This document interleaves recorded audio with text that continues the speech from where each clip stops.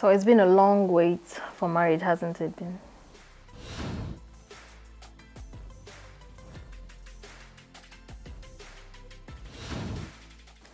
Is it getting harder to wait? I'll say yes and no, in the sense that, so personally I've come out from a very hard season, like very tough season. But where I am now, you get to that point where I don't know if it's, and then it can only get better. As you said, waiting on the light, where you're clearer, you're busy with what God has asked you to do, you understand a few things.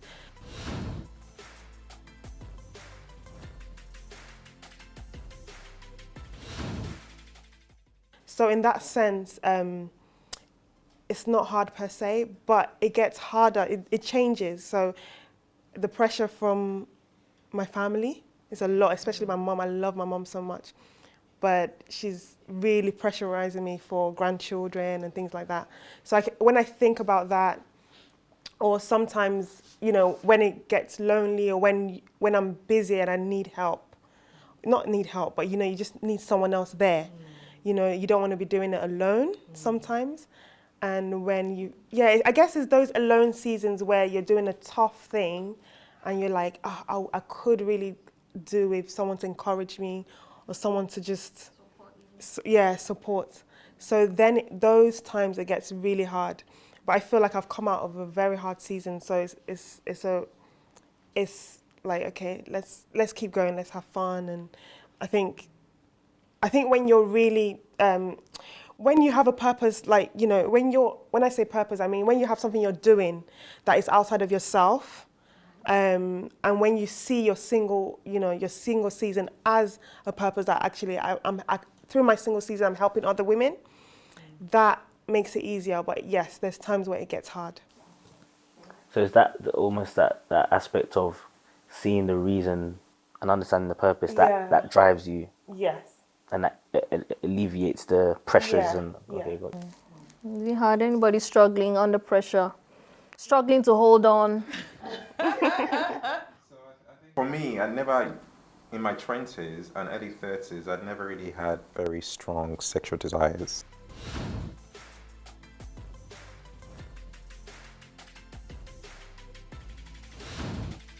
I think, especially during the lockdown in the last 2 years, the pressures has just gone off the roof. Jesus is Lord. I wonder if Netflix has to.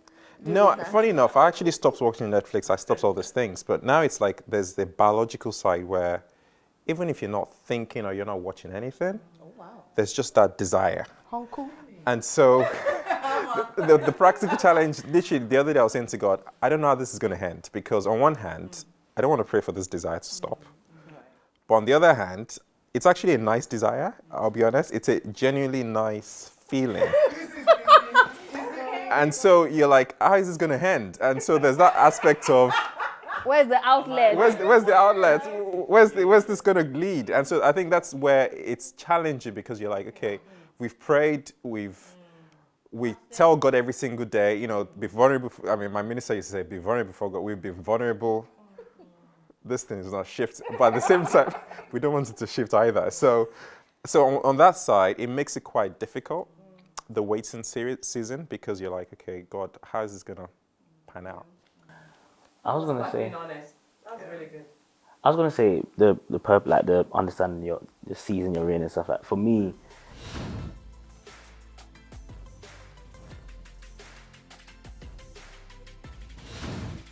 it definitely doesn't. It doesn't minimize the biological pressure. For sure. I mean, whether I understand, God is working on me, they're still, my members are still, they're still shouting and making noise, And so I think for me, if I'm being completely frank and open and honest, the weight is hard from that kind of perspective, i.e., sexual frustrations and, for sure, 100%. Why are you suppressing it? How am I suppressing it? Or managing? I think one time, If you are. if I am, I think one time I said to myself, I was thinking, like the fire is, I'm in the oven. Like, Wow. Wow. and I think I said to myself, okay, you're having these feelings, these whatever. So what? Does that mean that you have to act on? Do you get what I mean? We don't have to be led by just because I'm feeling or okay, well, go for a run, go to the gym, speak to someone, speak to not a sister, Anybody but a sister. brother. So yeah, that's what I would say. I like the aspect of getting busy. I mean, being active to take the focus off. Is that how you're coping? To be honest, for some time, yeah. When I first gave my life, I studied a book, Every Man's Battle. It helped me in a long way for like 7 years, no much struggle. And I was busy with church thing, my focus was on God and all of that. But after a while, I realized my circle means a lot. And Netflix, the gateways I'm opening myself to, I struggled. It was recently that now that God is bringing me back, shut the gates.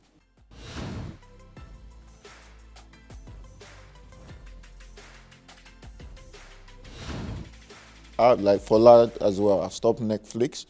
And if I'm doing Netflix, I try to stay on 12. Anything sexual at the top. Even 12 now is.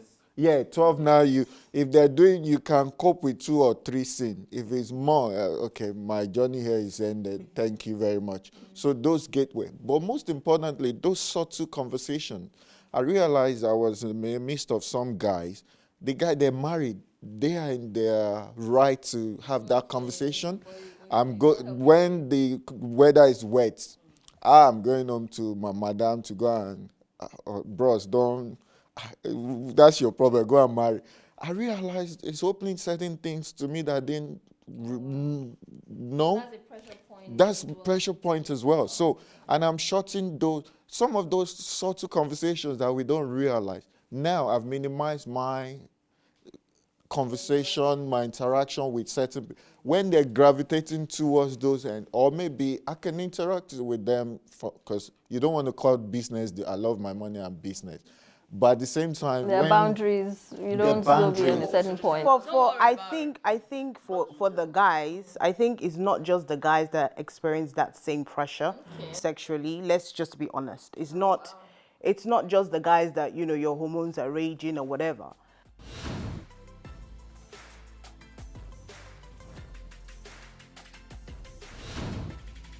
Women also go through that same pressure as well. Are you going through? Well, I am, yes. Yeah, so I think, I'm not speaking for all women. Well, I think, I'm not speaking for all, I'm speaking for myself, but I think that if women are being honest as well, we are also sexual beings. We also feel some kind of way sometimes. Sometimes you might smell the perfume or whatever, you might feel, it might trigger something. Oh, perfume does it for you. It might trigger something. I'm Alicia. Let me go and get perfume does not do it for me. Perfume, Not really. But like I was saying, yeah, so something, or you might think about something, or like Ayo said, you watch something and, it might trigger something. But with regards to external pressures from people, now sometimes your family might not realize it, but the subtle, when are we coming to eat rice? Auntie, cook rice in your house. Or my mom, God bless her, I love her so much. My mom, she does it in a very subtle way, in the sense that she would say, oh, we are praying, that God will bring your bone of your bone. Yeah, it's a very nice prayer, but it's a subtle pressure for me.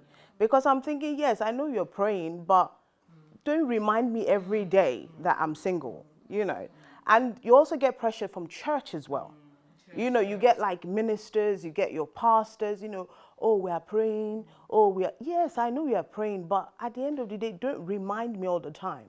Because you're going home to your wife or your husband. Now, when it's cold outside, and the bed is not, body is clinging. Those kind of pressures, yes. So that makes it difficult. So what do you do at those times when... I sleep. You sleep over it. You sleep it off. Yes, when you wake up then? If I wake up and it's still raging, I have a hot bath. Wow, and it helps. After your bath? Yes. Okay, good to know. You know what helps your triggers. You know what helps your triggers. Sharon, how are you coping with the pressure? Pressure. I think Or what pressures are you having first? So I wouldn't say that I'm having a sexual pressure, and that's the honest Hope you've truth. not shut it down like No, Fola was haven't. saying. I haven't. That you don't want to... Maybe the first few years that I was very much single, when I started my work with God and He gave me some instructions, I really struggled.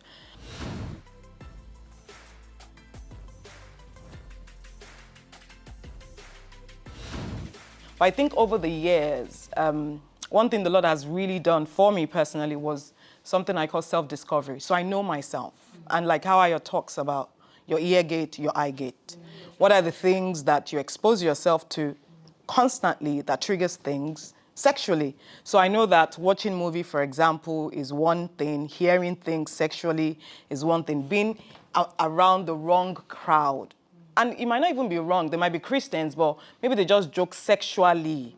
I know it will trigger something on the inside of me.